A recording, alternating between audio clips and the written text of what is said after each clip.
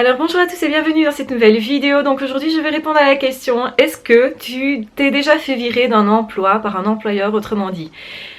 Je trouve cette question vraiment intéressante parce que la plupart des gens n'en parlent pas, parce qu'ils considèrent que c'est honteux de se faire virer. Et c'est un petit peu comme si on leur disait qu'ils ne valent rien, qu'ils n'ont pas les compétences. En fait, ils ont honte généralement, ils ont peur que ça se sache. Et généralement, c'est pas quelque chose qu'ils étalent justement sur la place publique. Du coup, moi je vais étaler ça justement. Ça ne m'est pas arrivé seulement une fois, ça m'est arrivé 2 fois. Donc, je vais un petit peu parler du contexte. Donc, en réalité, j'étais assez jeune et je cherchais à travailler un petit peu dans tout et n'importe quoi parce que je ne voulais pas aller au chômage, parce que je voulais aussi connaître de multiples expériences.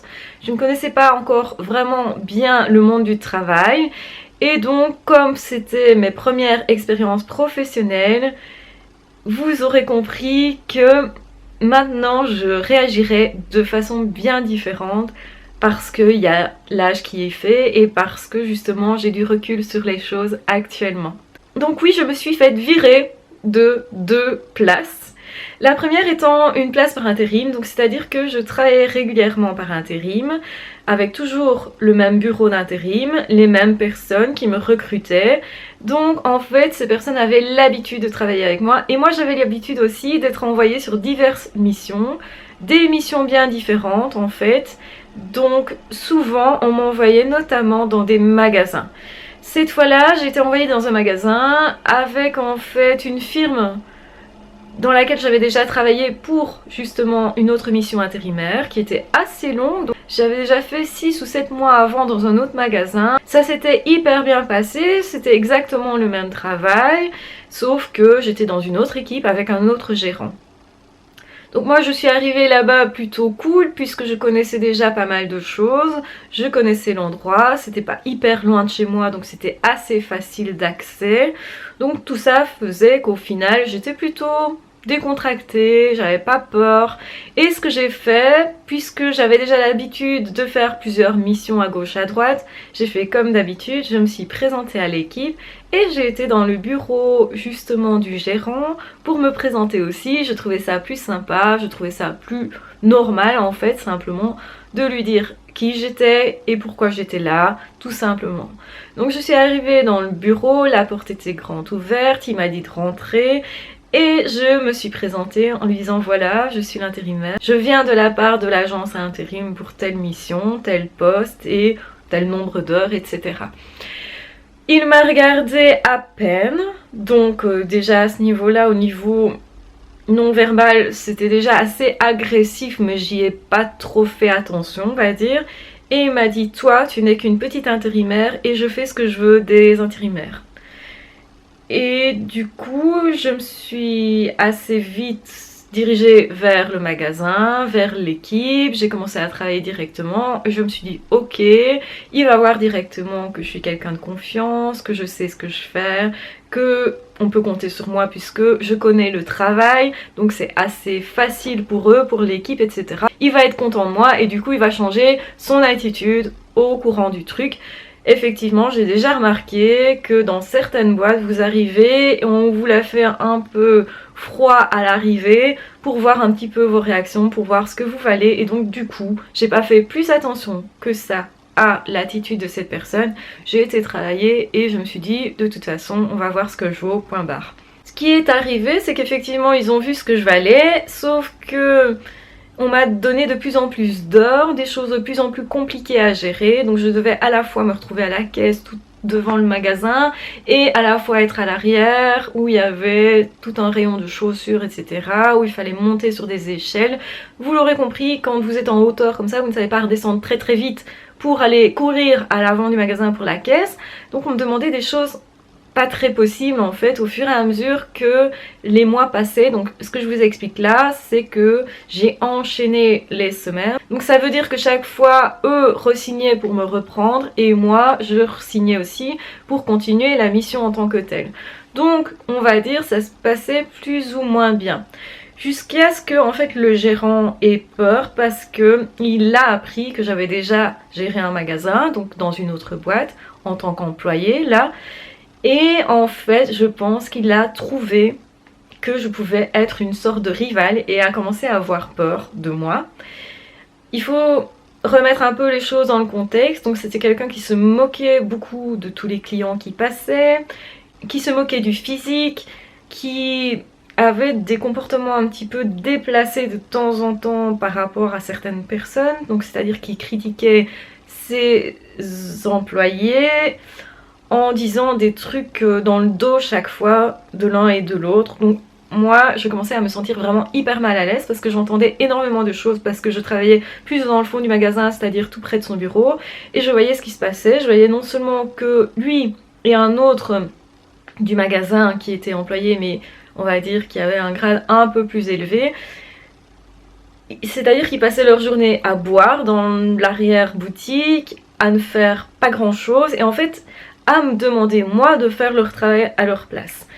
Donc quand j'ai compris la scène, à un moment donné, ça a commencé à m'énerver et à monter graduellement. Donc je savais que tôt ou tard, je n'arriverais plus à gérer ça parce que je trouvais ça irrespectueux, parce que ça m'énervait d'entendre des trucs sur des gens que moi j'appréciais dans l'équipe. Et aussi parce que je trouvais ça assez manipulateur, assez malsain. Donc il créait des histoires en fait de toutes pièces, il inventait des choses sur l'un et l'autre. Et je savais que c'était pas vrai. Et donc je voyais le machin arriver aussi. C'est-à-dire qu'on me demandait des choses qui devenaient impossibles et je devenais vraiment très fatiguée. Donc autrement dit, il m'a fait plus qu'un temps plein. Donc la plupart des gens dans l'équipe cherchaient à avoir un temps plein et n'y arrivaient pas. Donc du coup, il créait aussi des rivalités comme ça, c'est-à-dire qu'il m'a donné des heures qui appartenaient à d'autres personnes. Donc ces autres personnes ont commencé à m'en vouloir.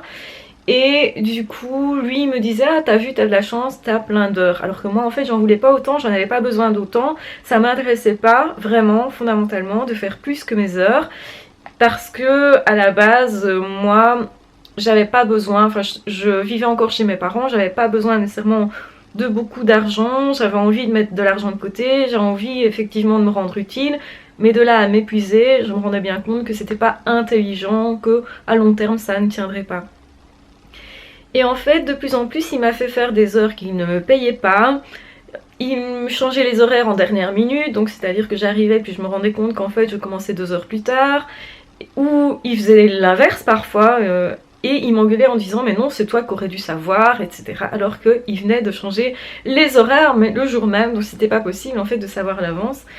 Et justement j'avais pris des photos, donc là je savais qu'il se foutait de moi pertinemment, puisque la veille, les horaires, la veille au soir, étaient toujours affichés avec un autre horaire que ce que j'avais le matin. Et donc, ça devenait impossible en fait de gérer ça. Donc il faisait tout en fait pour qu'il y ait des problèmes dans l'équipe, il faisait tout en fait pour que on se sente incompétent. Et je voyais le machin venir et je me disais, tu travailles par intérim, tu n'as pas besoin nécessairement de ça.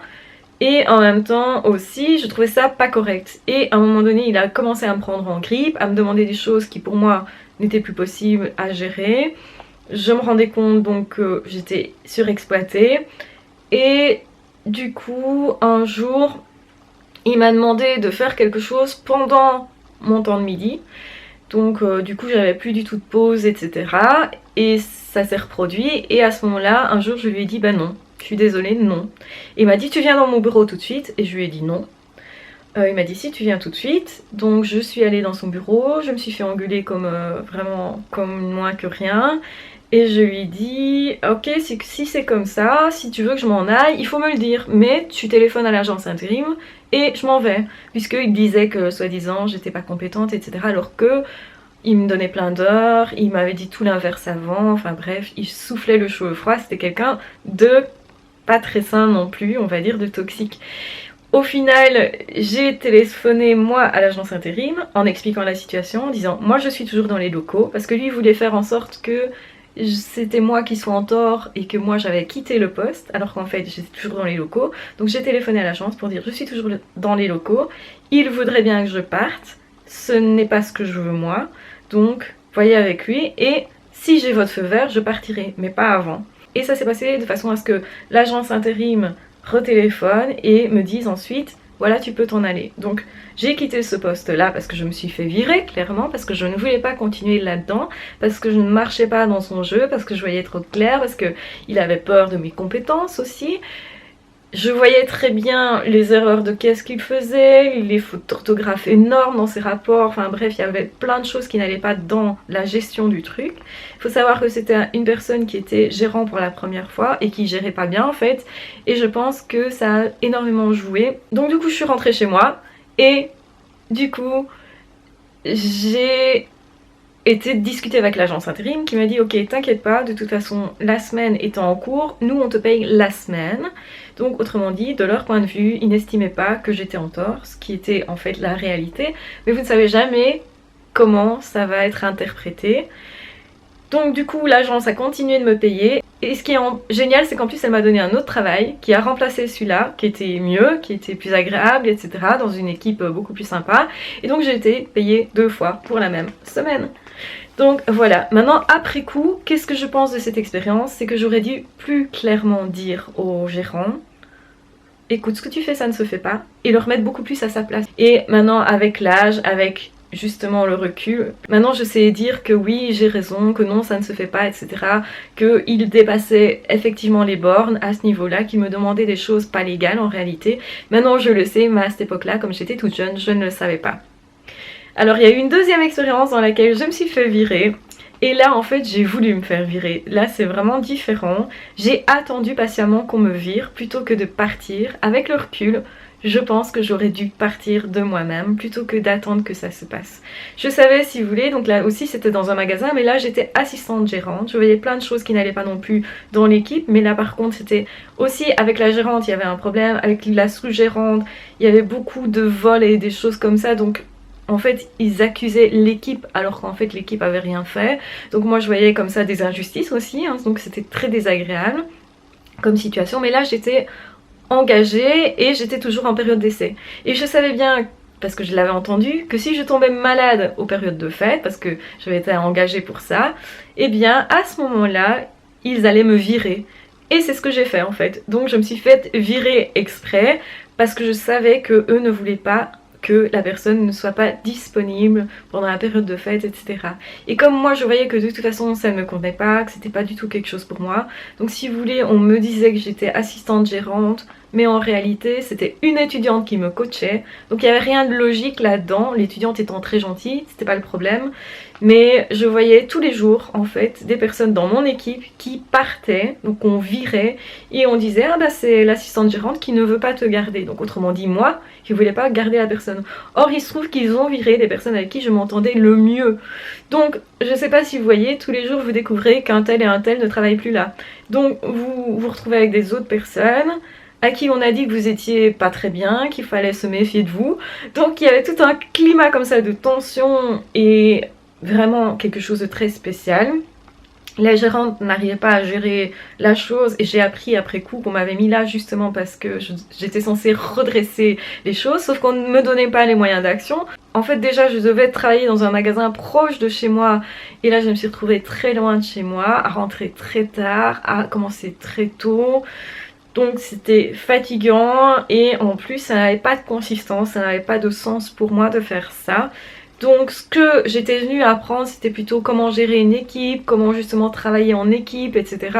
Mais dans le sens travailler ensemble, travailler vraiment avec une certaine complicité on va dire. Et en réalité je me suis retrouvée dans une boîte qui me proposait tout l'inverse, d'observer les autres tout le temps mais de les espionner, de faire des trucs derrière leur dos. Donc je supportais pas ça. Et en plus chaque fois que quelqu'un était viré alors que c'était pas ma décision, on disait que c'était moi. Donc du coup forcément dans l'équipe on ne m'aimait pas. Alors que j'avais rien fait. Et donc jusqu'au jour où je me suis fait virer moi-même et j'attendais ça. Et ce jour-là ça a été un jour de joie. J'avais en face de moi une personne qui m'avait engagée, qui me disait je sais c'est triste mais tu t'en remettras, tu trouveras sûrement autre chose. Et moi j'étais au fond de moi en train de me dire mais non c'est pas triste, c'est génial, mais non moi j'adore ça, c'est une bonne idée, moi je vais faire la fête juste après. Et je me souviens j'ai repris le train parce que je devais prendre le train, le métro, enfin j'avais beaucoup de trajets. et j'ai repris le train en me disant waouh, c'est la dernière fois, c'est génial, j'étais heureuse en fait de me faire virer. Donc voilà, se faire virer ça arrive à plein de personnes. Maintenant je pense qu'avec le recul je prendrai les choses plus en main. Je dirais, parce que là j'étais en période d'essai, je dirais clairement à la personne écoute, là moi je veux mettre fin au contrat, ça me convient pas. Je prendrai plus les devants parce que je sais que j'ai la capacité de rebondir, mais à ce moment là j'avais pas nécessairement cette assurance. Je connaissais pas nécessairement les moyens pour me retrouver du boulot, donc c'est-à-dire c'est quelque chose qui s'apprend, comment postuler, comment gérer un entretien. Quand vous l'avez fait plusieurs fois, vous avez changé de poste plusieurs fois, etc., vous avez plus d'assurance de retrouver autre chose. Bien sûr que vous n'êtes jamais sûr à 100%, mais là j'aurais pu tout à fait me permettre, puisque je vivais en plus chez mes parents, j'aurais pas été à la porte, à la rue, donc je pouvais tout à fait me permettre de faire ça, de changer de boulot par exemple, de prendre plus les devants, de prendre plus les choses en main. Et je pense que une situation est mieux vécue quand nous on décide quelque chose, on se dit ok, voilà la situation, elle me convient pas, je décide de mettre fin à ça, ou je décide de partir, je décide en fait quelque chose qui va me permettre de reprendre mon pouvoir, parce que quelque part aussi, travailler quelque part, ce n'est pas ne pas choisir, ce n'est pas ne pas être acteur si vous voulez. On n'est pas que des pions, même si souvent c'est l'impression qu'on a dans plein de sociétés. Moi je me dis qu'on a aussi le choix de ne pas se comporter comme un pion et de prendre les choses en main avec donc le fait d'assumer aussi parfois les conséquences de ce qu'on fait. Donc voilà ce que je changerais et voilà comment je me suis fait virer de 2 places. Donc il n'y a rien d'honteux pour moi à ça, au contraire. Je trouve qu'il faut du courage d'ailleurs pour se faire virer, pour comprendre que cette place ne vous convient pas, que cette équipe ne vous convient pas, que ces personnes ont une optique complètement différente de la vôtre, ne sont pas nécessairement dans quelque chose qui, pour moi, de mon point de vue, était sain. Donc comme moi je percevais ça comme quelque chose de malsain, c'était tout à fait logique au final que j'essaye de me faire virer ou que j'essaye de partir d'une façon ou d'une autre de toute façon. Donc plus vous allez penser que vous êtes apte, que vous avez des capacités, et plus vous aurez aussi du cran de prendre les devants et d'être en accord avec vos valeurs. Et c'est important en fait de se dire je peux pas travailler dans une société où je suis pas en accord avec cette société, avec ce qu'ils font, etc. Si vraiment ça me heurte, il vaut mieux partir, honnêtement. Je trouve que le plus beau cadeau qu'on puisse se faire, c'est de rester soi-même, de rester droit dans ses bottes et de se dire ok, je peux choisir pour qui je travaille ou pas. Et je pense que c'est important de comprendre qu'on a quand même ce choix-là, même si c'est pas évident, même si on a souvent très peur des conséquences de ce type de décision. Voilà, je vous embrasse bien fort, je vous aime très fort. N'hésitez surtout pas à vous abonner à la chaîne si vous ne voulez manquer aucune des vidéos. Vous pouvez aussi cliquer sur la petite cloche justement pour avoir une alarme à ce niveau-là.